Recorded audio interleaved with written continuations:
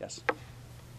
You cited Florida, a state that showed improvement.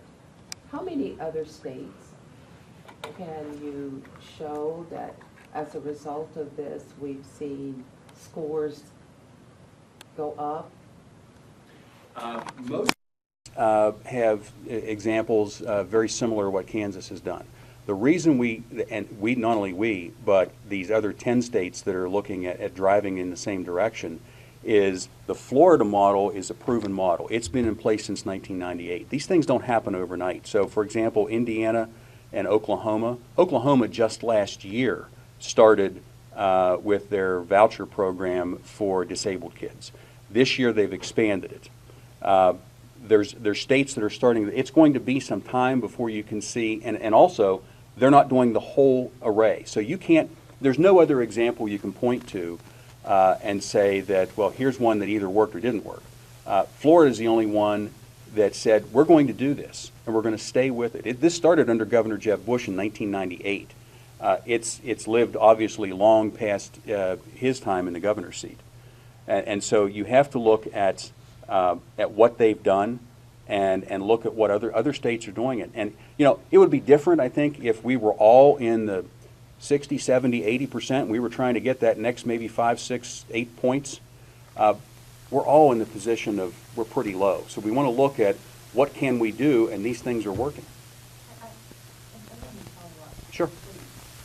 The thing that concerns me, though, is there's one state that you can hold up as an icon for the other 49. And based on the success of this one location is a justification to revamp everything. That's kind of what my concern is, that before we go widespread and say everyone should adopt this, there should be more data. The other thing that I want to add on is, obviously you're interested in educating students, but what concerns me is that we take the test results of an assessment that is not the same for each state. So the scores that a state assessment might give in Kansas may not be the scores for other states. So there's no consistency.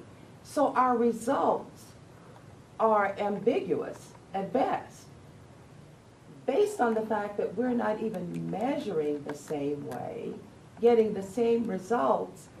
I'm looking at where is the rationale or justification to say it's not working, because we're not measuring the same.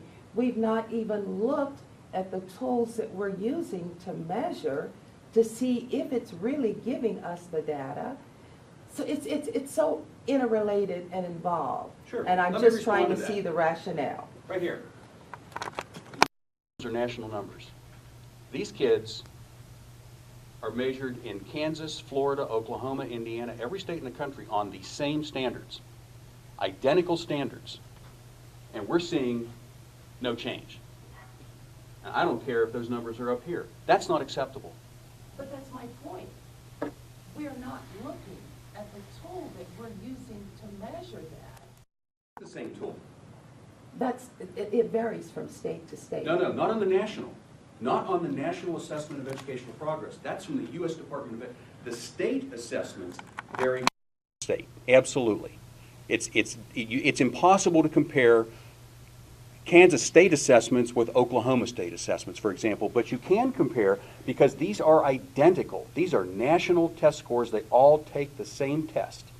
It's all done on the same methodology. It is absolutely relatable. And even if it's only one example, this is not acceptable.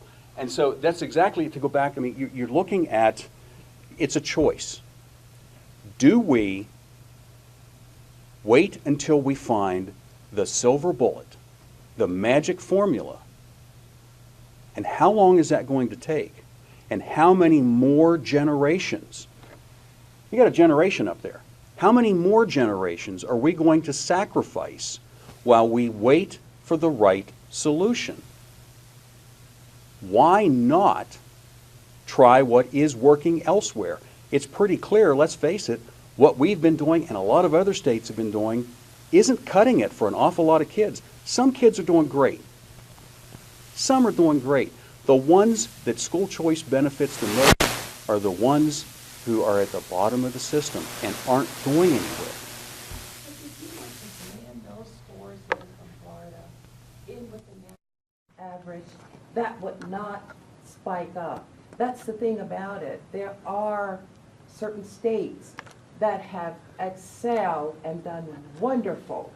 If you look at them isolated, their results might mirror what you're showing for Florida. But when you put those in and take an average of 50, then you're not going to get the impressive This isn't line. an average, So this is Kansas. This I is thought you- Kansas. No, this is Kansas. This is Kansas 4th grade and Kansas 8th grade. These are absolutely comparable. We are not seeing any change. And we're not even at 40%. We have a third of our students who are proficient. These are Kansas scores. They're Kansas scores.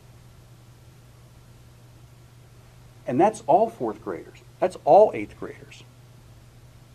You want to see some really scary numbers, pull them out for African Americans, for Hispanics, for low incomes. They're even lower.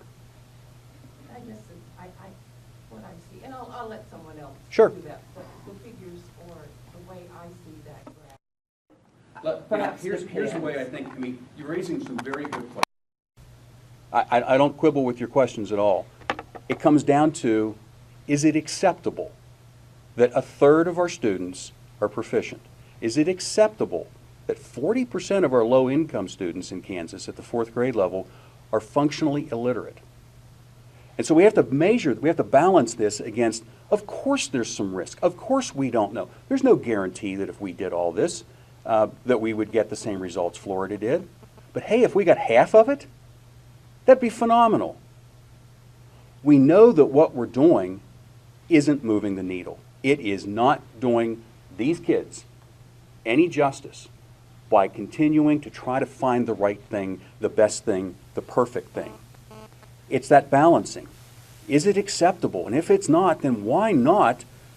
We've been doing the same thing over and over again in Kansas and expecting a different result. All we've been doing is saying, just spend more. Just spend more. And we can see that just spending more hasn't done it.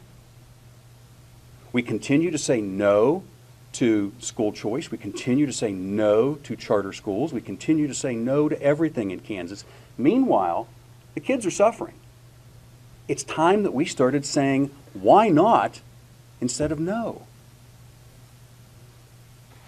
Susan? I have to say, I'm probably the only person here in the room who's taught in Florida at the beginning of this process and served on committees that wanted merit pay, and the teachers wanted merit pay, and they wanted competition because we felt like parents would be more engaged with their children and make their children behave more and do their homework more if they were angling to make their child get into the best school that they could get them in. Mhm. And that's not debated. But I'm amazed, and then I got very moved. Amazed to see the Hispanic results when I think back of how many of my students were children of migrant farm families. And to see that kind of gains on children who aren't even in the class year is amazing.